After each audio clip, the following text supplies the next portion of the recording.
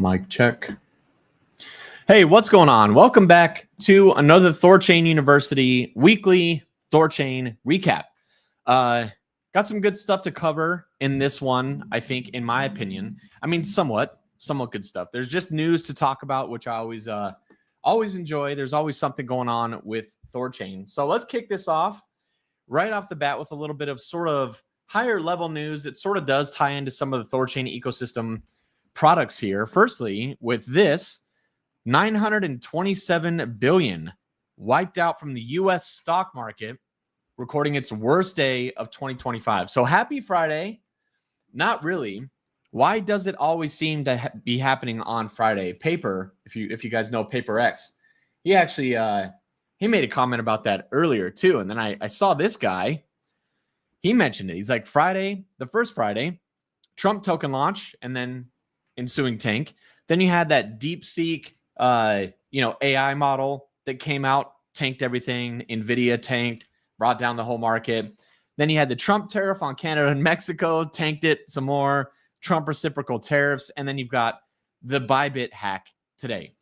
And I think that this actual news is not, that tanked the traditional market, has nothing to do with Bybit. And I think, obviously, I don't think Walmart, no one investing in Walmart probably for the most part cares about what crypto is doing, about some Bybit hack, So there is also, I didn't pull it up here, but there's also floating around other news that there might be another potential virus, whether that's just a scare, is that going to be actually something like that could you just got to weigh the probabilities on how likely you think something like that is going to happen. Do people take it seriously now? I'm not so sure. So we're going to have to see. We're going to have to see what happens. And I assume that a lot of this might be leverage, or, it could just be people leaving the market. But Fridays don't seem to be that great lately going into the weekend. Also, what's up, Soda? Shout out to you. Nice to see you in here. No chill Friday, that is for sure. We should ask North Korea and Lazarus a little 200 million donation. Yeah, right? I mean, the thing about Bybit, I wonder in comparison, I did see some tweets, but I didn't formulate any thoughts on comparing Bybit losing $1.4 billion to THORChain going insolvent on $200 million. Both have businesses that hypothetically are still earning revenue and can carry on. I don't know who the investors are in Bybit, but they're likely going to be the ones taking a hit. Hopefully not the users at all. So that's a good point. Maybe this is a little bit of a distraction away from some of the THORChain news. Not that, nobody losing money is good, obviously, right? Are you about to make ETH THORFi gang whole for very cheap? I don't know. We'll have to see what happens. And what's up, Brennan? Nice to see you in here, man. So yeah, Fridays haven't been looking very good, and it looks like it's going to have to reload every time. But yeah, it did turn out. You already mentioned it, Soda. It did turn out to be North Korea on this one, Lazarus Group, and Zach XBT is the one that broke this, and hopefully he actually gets paid, because I guess he doesn't make any money doing this stuff. So hopefully they pay him for that. Someone mentioned they're actually sending the ETH over into Solana is what's happening right now. And I thought this was kind of an interesting theory. What do you guys think is going on? Why would they bridge it to Solana, except if they felt like they had a better way of, covering their tracks? So this guy here says hacker bridges ETH to Solana, launches a pump fund, buys on the clean side wallets, blasts the 1.5 billion into the chart, offloads side wallets on the way up, and abandons the old wallet, withdraws profit from a clean wallet. How would anyone have any way? Would you just have to? The clean wallets, would they just be assumed to not be clean? Any of them that interacted with Pump Fund, I'm imagining they would still just be able to trace those. So I'm not necessarily thinking this is possible. But why move it to Solana? What's over on Solana? I think, isn't the smart contracts for Tornado Cash, those are still working, but I don't know how much liquidity is there for them to drop $1.4 billion worth of ETH into it. But I don't know. I'm curious what you guys think. What might happen with this? I think it's just a Bybit profit that was stolen. Maybe, although they did have to. Binance, I think it was Binance and another exchange sent Bybit some Ethereum to at least help them handle their withdrawals. And I guess they're having to take out a loan. So I don't think it was just idle profit that they had in a wallet. Either way, they got to get that ETH. So maybe, right? And then they're paying their fiat like over the counter with Binance for some of their ETH. And then Binance is sending the ETH to Bybit in order for Bybit to be able to handle withdrawals. Maybe that could be what they're doing. Something like that too. I saw the meme coin launder method. Yeah, we'll have to see. Pretty smart. So is Chainflip used to launder? I don't know. I mean, Chainflip. Oh, right. Well, so I don't know that they're swapping the ETH for Solana. When they said bridging to Solana, I thought they meant bridging ETH over to Solana, but then that wouldn't make sense either because wouldn't the bridge, unless if the bridge is truly decentralized, but if it's like a centralized bridge, then they could freeze the wrapped version. I don't know. Too much for me. I haven't looked too into that over there. But yeah, we'll have to see. I know that there was conversation about, is THORChain going to freeze the addresses associated with this? But a lot of people are sort of, THORChain is a neutral base layer in the sense, right, as it's supposed to be. So THORChain at the base layer isn't going to filter anything. That is up to the UIs, the front ends are mostly centralized. To my understanding, you have to host your website somewhere. And in order to do that, you have to have IDs and things like this. Again, to my understanding, I'm not a dev or a coder or anything like that. But if that's up to the front ends to filter the addresses, not up to THORChain or probably Chainflip, right? But I think Chainflip, they do run their own front end. I don't know. I think, right? So I'm not entirely sure what they're going to do with that. And then you've got this as well. Nami Protocol is launching Zcash soon. And I do wonder, right? We've got Ridex, and not to say stolen funds, the people, you don't want to cheer on people getting away with stolen funds by any means. I think the whole thought is that a few bad actors shouldn't ruin privacy for everybody. You know what I mean? So, but what happens when you can swap? You know, they got ETH. You're going to have ETH is on a Nami Protocol, right? So what happens when you could swap that ETH for Zcash, shielded Zcash, through some sort of, just continuously, just over time, pump volume through there, shield it on Zcash and find where the liquidity is at, and then maybe break your trail that way. Is that possible? And then you've also got Ridex around the corner too, that's going to be able to swap Bitcoin and ETH for Monero eventually.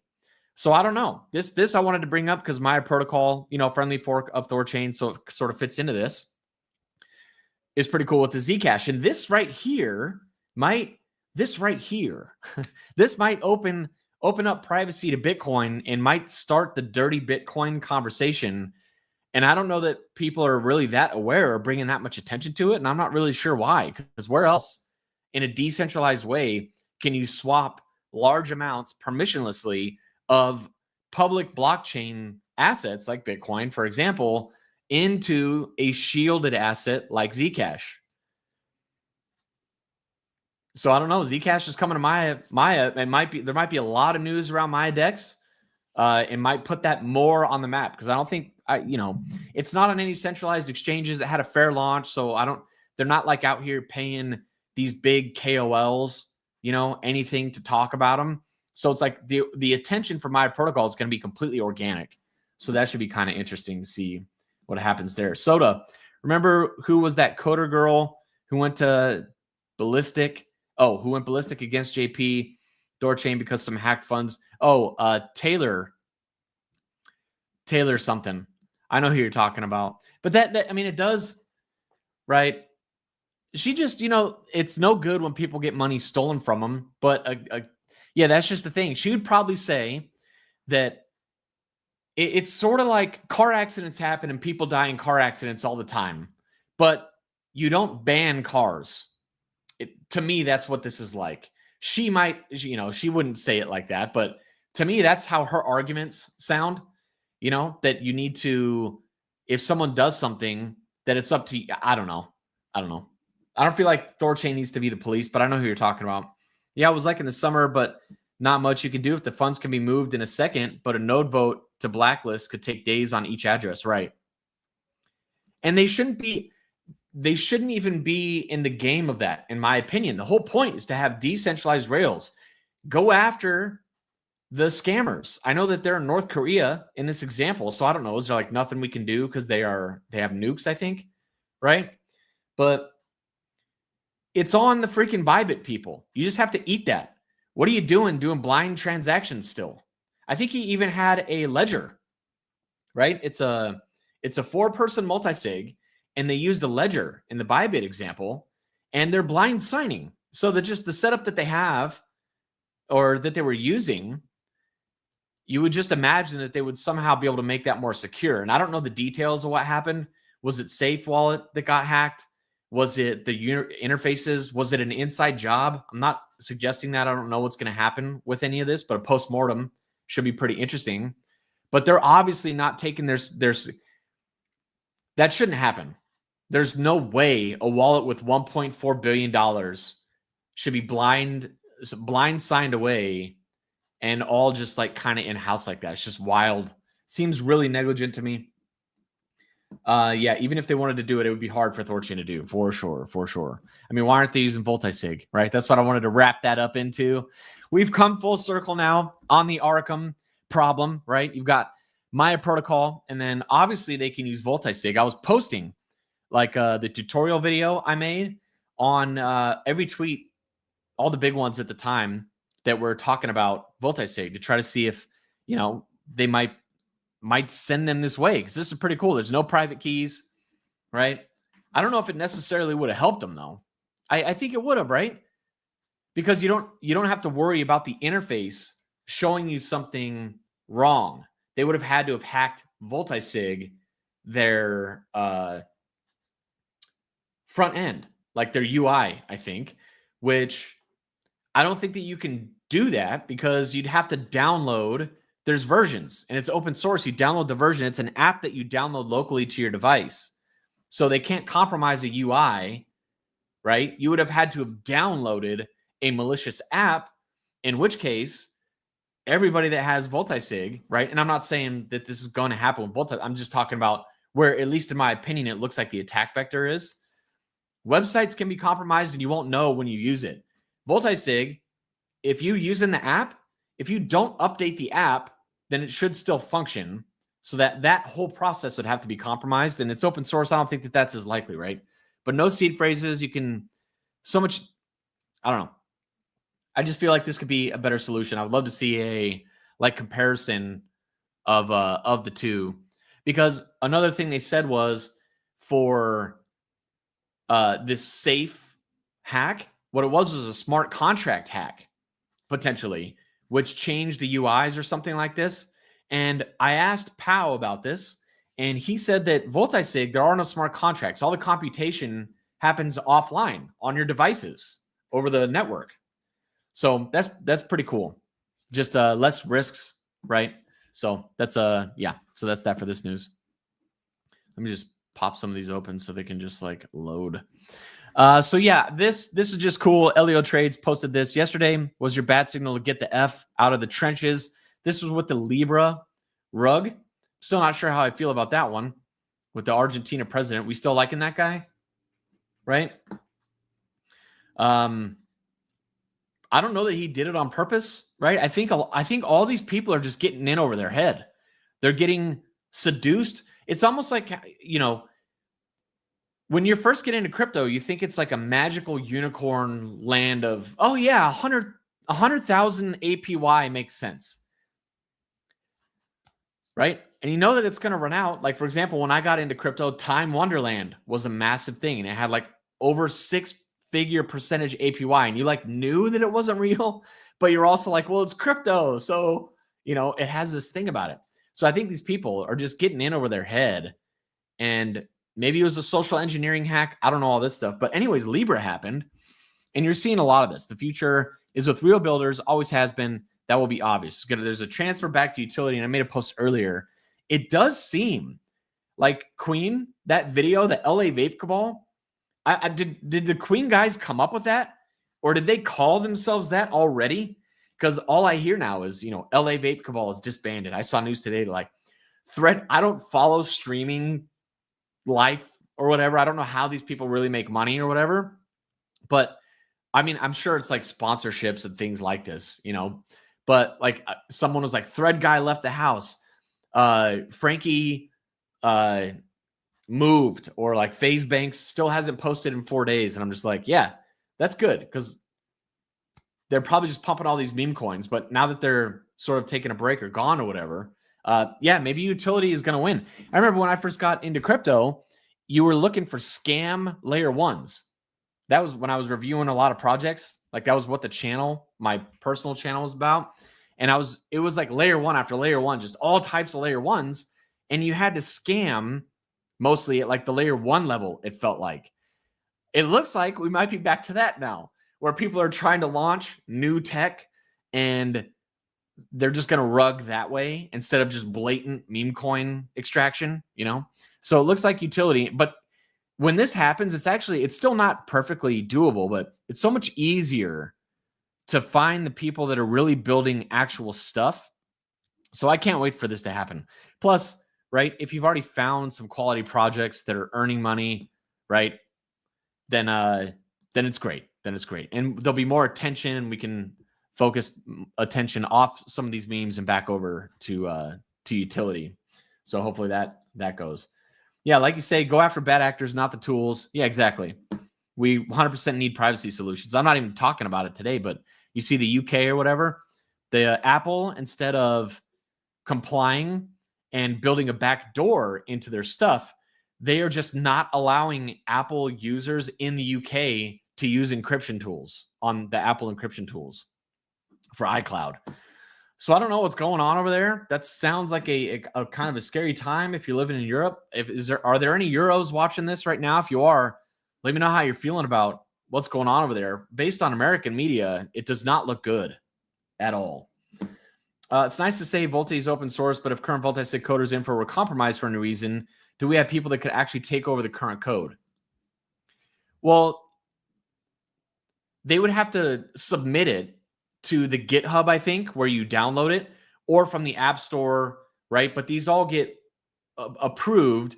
It would have to be compromised. It would be like a compromised developer would have to put the code up there, I believe, right? So more to it. I mean, people can fork it. If it's open source, people can just fork it. Like I just did a Thor wallet tutorial for THORChain University that came out yesterday for Thor wallet, and they already have Vultisig tech in there. So they're just taking the code and just adapting it. I'm sure it's going to be everywhere very, very quickly. It'll be cool when it has a token. Current BIP39 Shamir is everywhere. Redundant. Yeah, I'm not sure. BIP39. Shamir is, I think, splitting private keys, right? Like Shamir backups sort of deal. I don't know. That's getting a little too tech for me. So yeah, okay.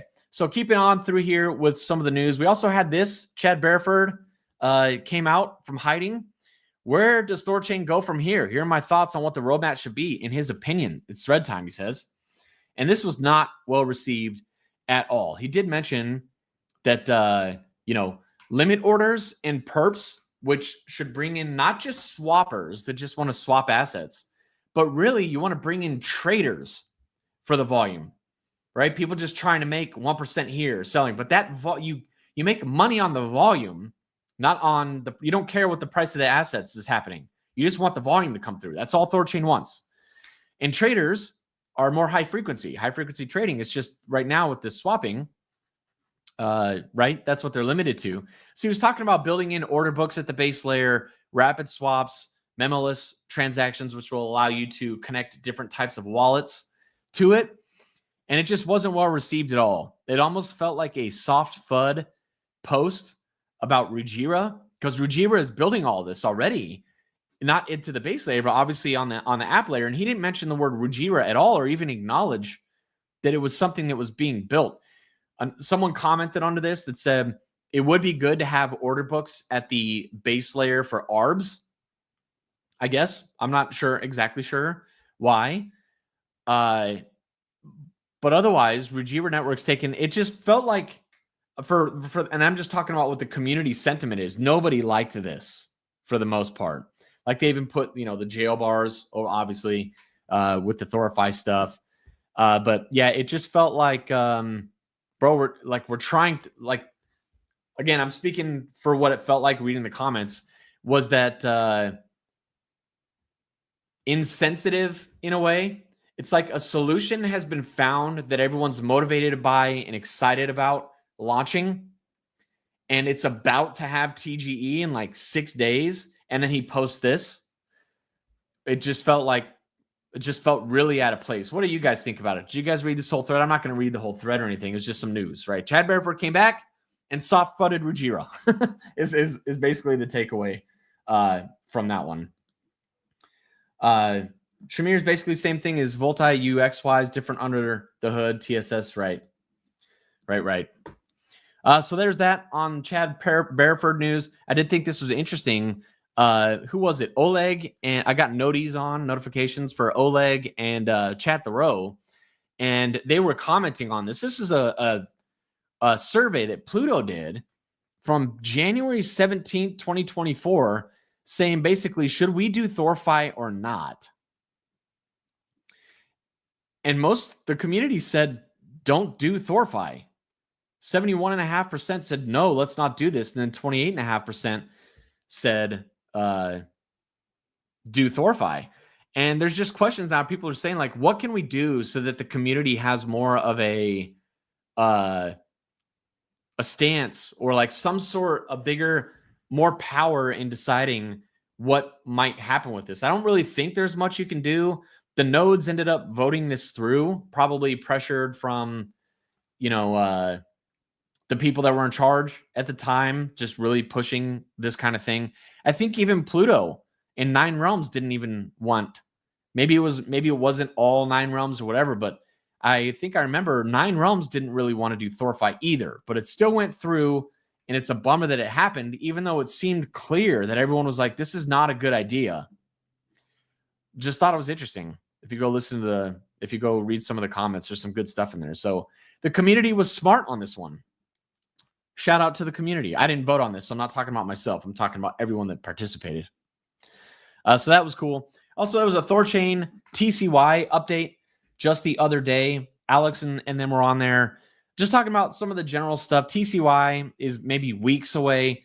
They're working on Solana, TCY, and the 3.3 upgrade. All this stuff sort of in parallel is what I think it was Orion was on there saying. And it was a bummer listening. There was a guy, Maverick, that came on, and there's a lot of THORChain people. Like, he was talking about this Maverick guy. He's got family and like other people that have taken out loans. And he was asking, like, so what do I got to do to get them their Bitcoin back? And it was just like the energy was just like, oh God, sorry, bro. Like, we're all disappointed. It's gone. And I think it was Kenton that just shot him straight. Kenton was like, it's not there. So explaining the TCY, that was the big thing, is that, yeah, there's still some people that are going to be learning about this happening. But what was great is that Maverick sounded like it was like, okay, I still believe in it. This is a bummer that I got to take this back, but at least there's a solution. I don't know how he felt after he slept on it, but it is still moving forward. They seem to be doing updates, and it looks like it is not like soon, but, weeks, not months away. But, 7 weeks is just under 2 months. So that's still like a singular, right? Weeks, not months. But anyways, that's all I really got out of that one. This was interesting too. I know there's probably a lot of people thinking with TCY, it gets 10% of the income. So he says, am I right in thinking that 10% of system income is getting airdropped daily to TCY holders, which is getting airdropped in Rune? How do we gauge sentiment if this is going to cause any sell pressure, right? If the income comes in, it's getting dropped to the TCY holders, what's to stop all 10% of that income from just dumping every single day as they get the Rune? Runato says, mentions perfectly here that when transactions happen on THORChain, the fees it's buy pressure in order for that rune. So like, let's say you're swapping some Bitcoin for Ethereum, rune is bought in the middle of that. And some of that rune is going to be distributed to the TCY holders. So it's actually automatic buy pressure. If everyone then sold it, it would just be a net neutral situation. So it's still buy pressure, even if half of the TCY people that get the rune sell it.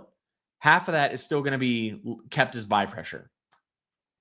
So that's good, right? And there's no inflation, no block rewards anymore. And there's a burn too. So that's reducing the circulating supply. But if you were curious about that, that's how that bit there will work. Brennan here says, I'll be buying TCY. It's going to be great.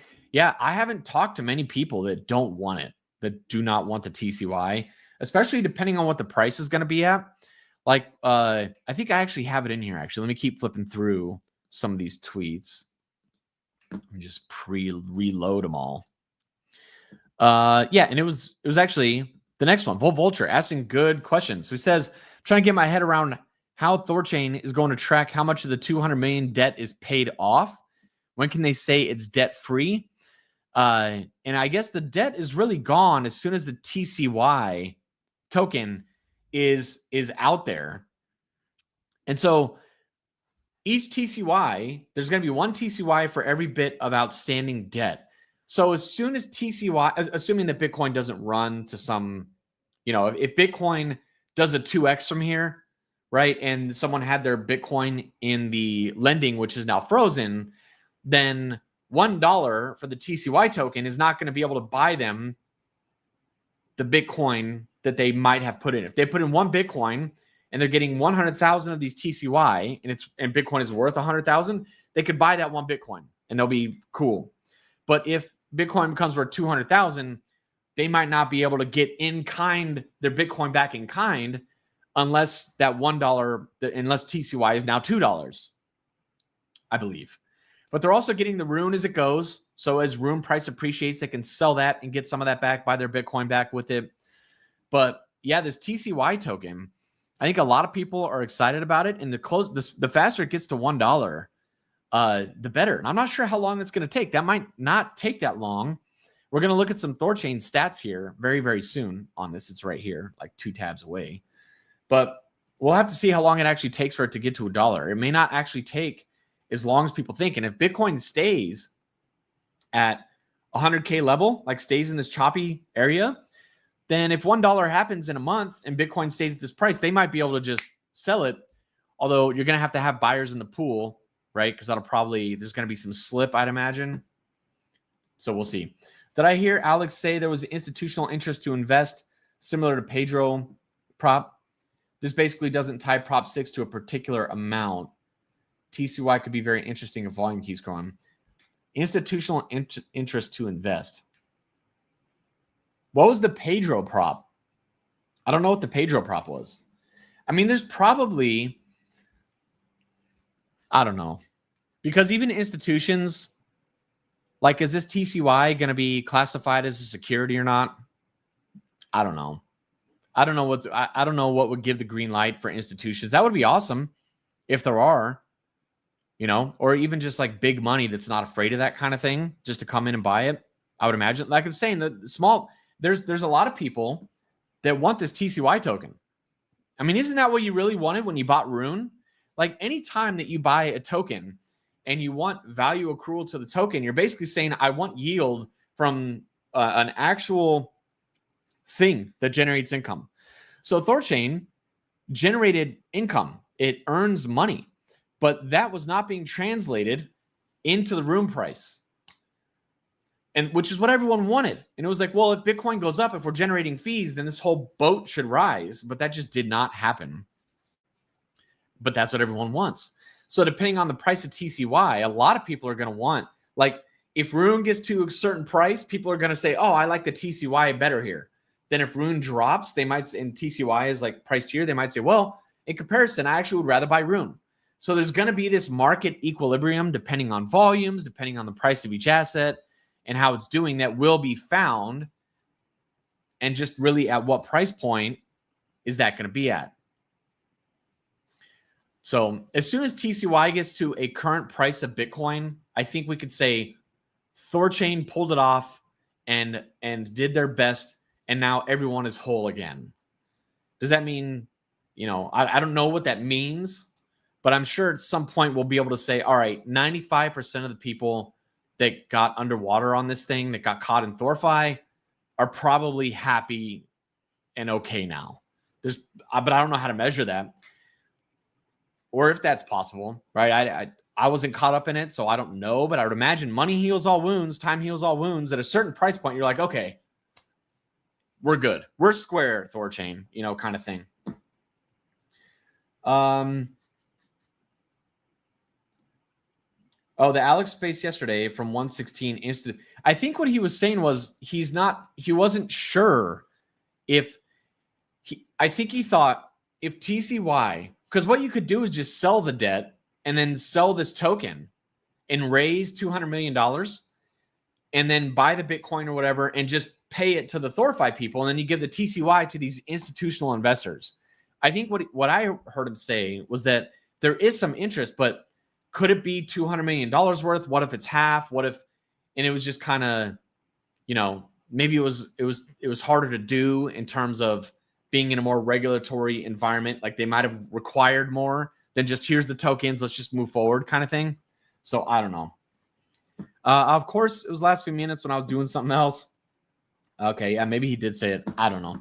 We'll have to see. I'm excited to see what happens going forward. Obviously, it sucks for everyone still dealing with it. There's still no TCY. There's still people anxious. What's going to happen with Bitcoin? Am I going to be able to get it back in kind? Still a lot of unknowns. So hopefully, and when I say soon, I'm talking like in 6 to 12 months, there's some sort of positive progress towards the people that got trapped in THORFi. We'll see. We shall see. All right, so this next one, this was just good. Yowen Chen. She said, give big shout out to THORChain team. This was regarding all the THORFi stuff. Trust Wallet came back on.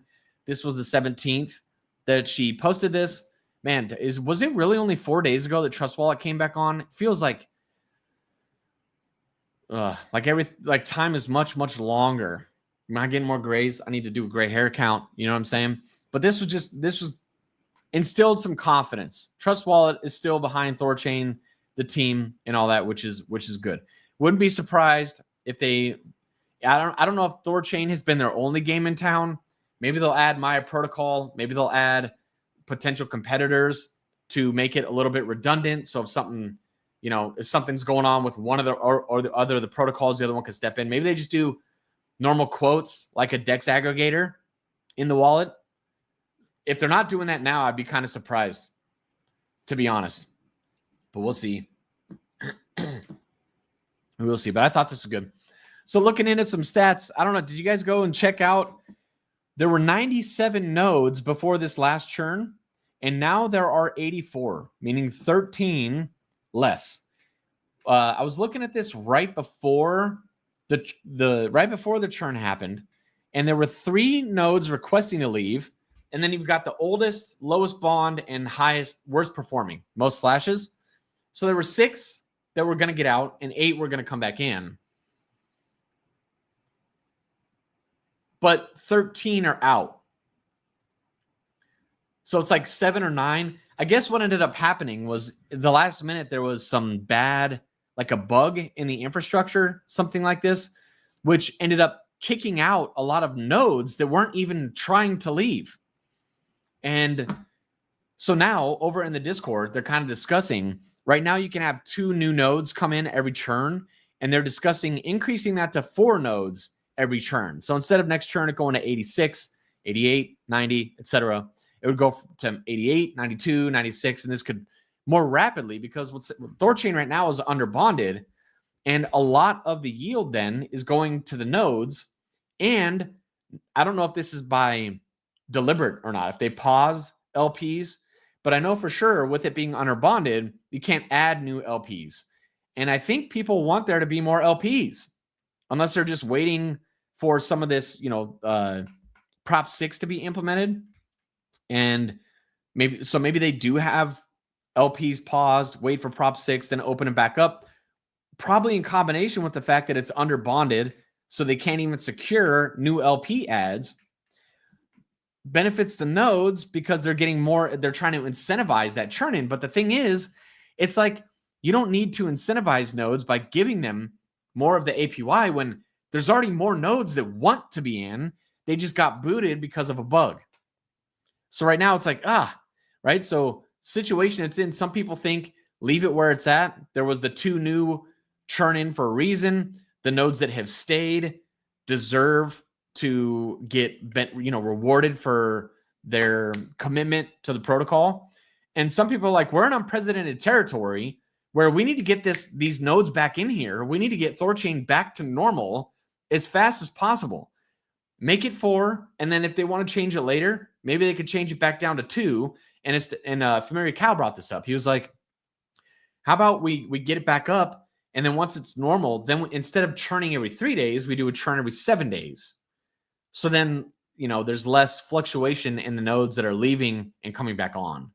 I don't know what's going to happen with that, but just wanted to share that. And by the way, if you haven't used this dashboard with the nodes, this is where you can tell if someone's looking to churn out. There's going to be like you'll notice there's no one here looking to do it, but it's like an out arrow kind of looking thing, like a box with an arrow, and it'll say requested to leave.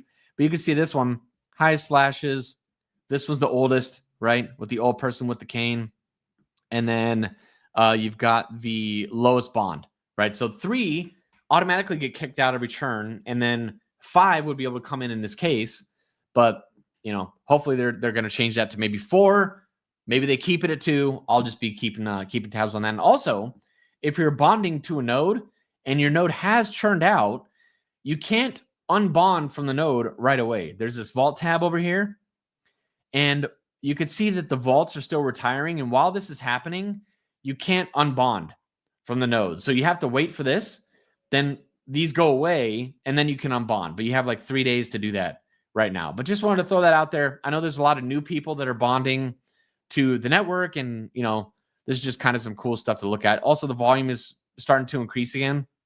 I guess it's it's floating between like 50 and 100. This was a big day, but mostly like 70 million maybe on average. The average is probably like 65 million or so. The block rewards, there's certain accounts that are sharing this graph rather than this graph over here, and they're pointing to it. They're like, THORChain is cooked. This graph right here, though, previously, this is when block rewards were happening. With block rewards gone, this is reduced, the fees. So that's why it is flattened out here, as sort of the volume has also flattened out, right? So just FYI on that, if you see that one. And then also what's pretty cool over here, if you've got any big streaming swaps, you'll be able to see those right here. If you wanted to, you can also see the top swaps in the last 24 hours. Couple, a few 15 Bitcoiners. One did it on Trust. So props to Trust. They probably made some big affiliates there. Same with Ledger, right? Trust, man, they're making big money with their fees. But yeah, a few 15 Bitcoin swaps. This is the last 24 hours. So volume's coming through. People are trusting it again. So that's just a good sign.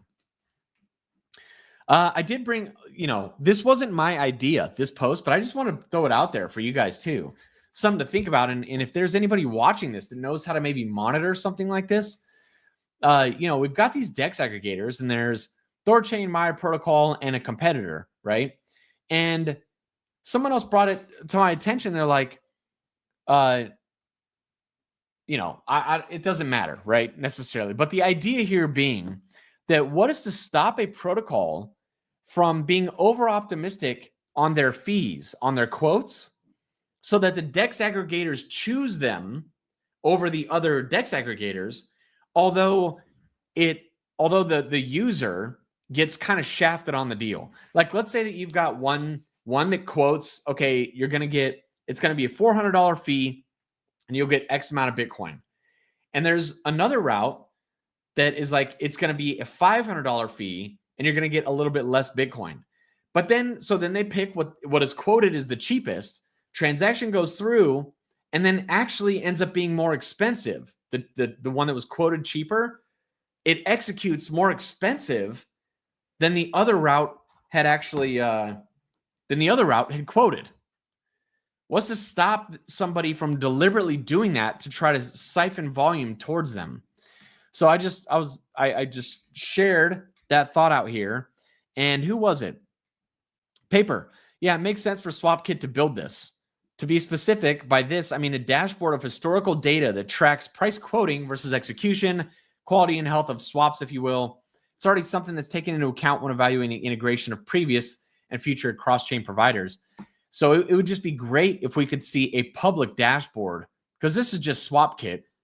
I don't know if all the other ones are doing it or not, but like an integrity score for each different like platform, I think, or backend, I think would be really cool to see. And I'm just really glad that SwapKit at least has that score going on in the back end. Because, I usually assume that everybody is doing everything honestly, which is probably to be legitimately, is probably a mistake on my part. So people do shady stuff in crypto, so you just never know. Let's see. Then we got a couple Rujira things I wanted to touch on here in a second. So Soda, is it me or her message felt more like they took pity, didn't want to be the ones to sign THORChain's end? Mixed vibes, in my opinion.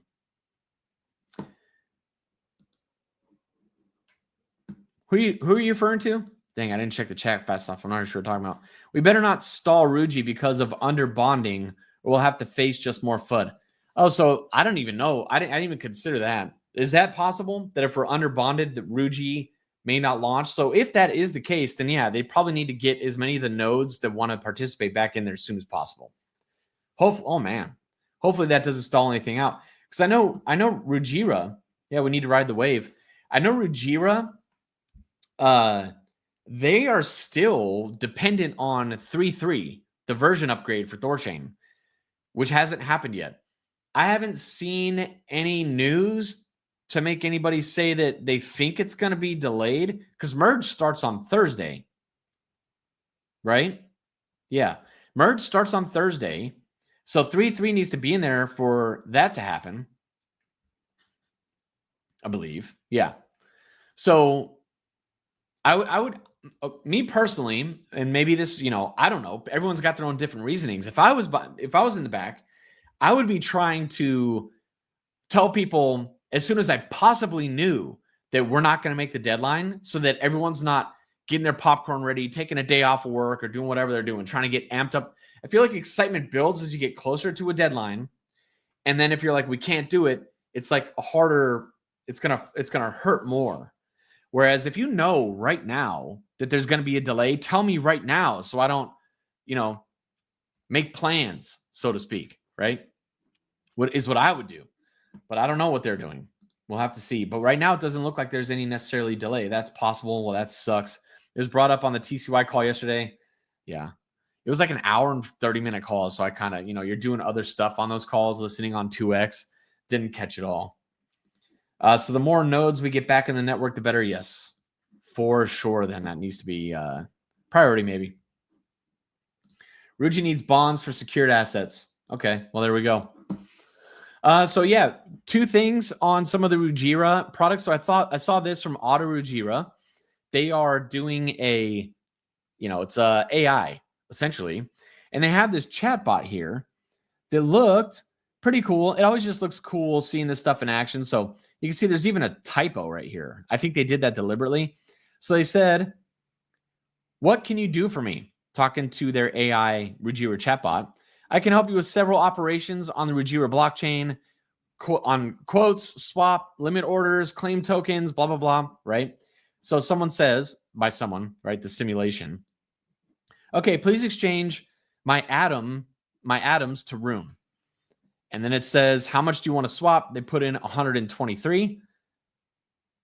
They fetch a quote, right? So 123 atom for 495 Rune. Do you like this? Essentially. Great. Now I want to sell my Kujis. I'll retrieve the quotes for your Kujis, right? Oops, I wanted to buy USD, whatever.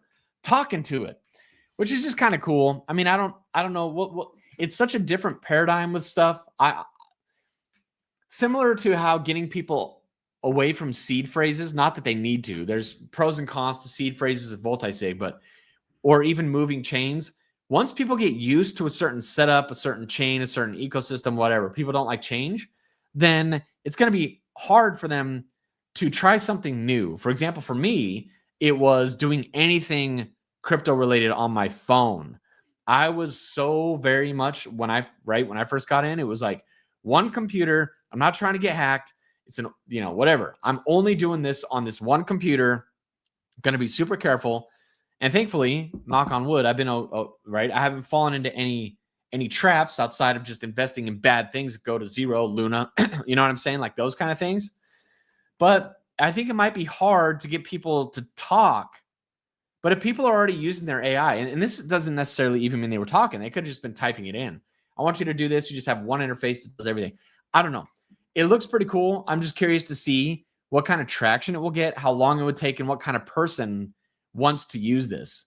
Because there's definitely people that would want to use it. We had this too. So did you guys see the Maker? I don't want to like FUD, but I just wanted to bring up this topic as something to consider with Rujira, and I don't know how important it necessarily is. But did you guys see what's happening with MakerDAO, the DAI token, stablecoin or whatever? I guess Maker had some emergency vote, and they put through this vote super fast. It went right through. They didn't even follow their own voting process, which is supposed to be like you put up a vote. There's 30 days of like talking about it, forums and this kind of thing, and then everyone votes on it. This is like vote in, vote done kind of thing is what it sounds like. And they reduced the borrowing LTV against the Maker token. So it used to be that if I wanted to borrow some stablecoin, I had to be 2x, right? So if I wanted to borrow $100, I have to put $200 worth of Maker in there. Now I would only have to put $125 in there to borrow 100 is the minimum, I guess. They said it was for some sort of emergency, to prevent some emergency governance attack, which no one could figure out. This was a day or two ago, and I don't think anybody has necessarily figured out what the issue was. But it just got me thinking, because there was like Waves protocol I looked at a long time ago where you could borrow against the Waves token on the Wave platform to borrow, and it creates a stable coin that existed on Waves on this layer 1. And I was like, this just doesn't make sense. It did end up like blowing up. So, right, it just never made sense. So it got me thinking here, like, is there any risk to borrowing against Ruji or Rune on the app layer? Like, just like with Maker, right? It's its own sort of token. Like Maker just created it. Rune and Ruji are tokens in the ecosystem. And if you could just borrow against tokens that exist from the ecosystem, could there be problems with that? And Pragmatic had an awesome conversation about it and gave even some numbered examples about what's going to happen. I guess there will be borrowed caps. But for example, if it's like a threshold where you can borrow up to this amount because of how much on-chain liquidity is in THORChain, and if that is maxed and then the on-chain liquidity drops to here, what happens? What would happen? I don't know the answer to that. I just hope they're factoring in every possible risk case, because if it can be exploited either economically or like code, anything like that, it will be exploited, right? I think everyone sort of agrees on that based on just everything that's happening. No exploit goes undiscovered. And then I want to talk about Nami. They have their white paper tomorrow coming out, so that should be a fun read. And Rujira Network made this post. Nami, the fully automated yield optimizer. I personally like yield optimizer, but I'm curious about then what some of the other products are doing. Like Rujira, I think was working on, I thought something similar, optimizing yield. But maybe Rujira is going to be tapping into Nami and all the other projects, and they're just doing the automated part, right? But I remember, like, isn't that what most people want, is the yield? Anchor Protocol is at least what drew me into crypto. And, you know, if you can just get 8% savings, a lot of the time people are cool, just like a savings account that earns 8% that could do well, I think. So it's going to be essentially Nami Protocol is a yield optimizer, which they were saying THORChain savers moving to the app layer, but I think they're going to be doing even more than that to be a yield optimizer. Automated, let alone fully automated. How many words back can I go? The fully automated, right? So that's it in terms of the THORChain news and what I saw this week that I thought was interesting, at least. If you, by the way, if you guys see any cool news in the week that you want me to talk about on these live streams, tag me in some stuff. I do my best to try to keep tabs on everything going on, but I'm sure there's stuff that like slips through the cracks, either ecosystem project announcements or just other cool stuff going on that I just don't see. Can we set an ARB bot commands on that Rujira? So I'm imagining that it's going to, arbitrage is always something I think everyone is interested in and would like to take part in. I would hope so, because it seems like it's just easy money. The transactions, right? It's happening quickly. So I don't know that there's really that much risk to it. Like, how has someone not created just an arbitrage coin that gives 80% of its profit to the token holders, and then the team, you know, pay themselves 10% of the token or whatever, or something? I would just imagine that would have happened, but I guess it hasn't up to this point.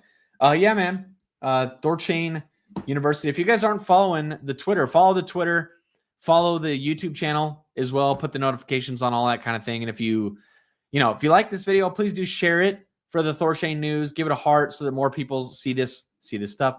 But that's it. I hope you guys have an awesome weekend, and see you around.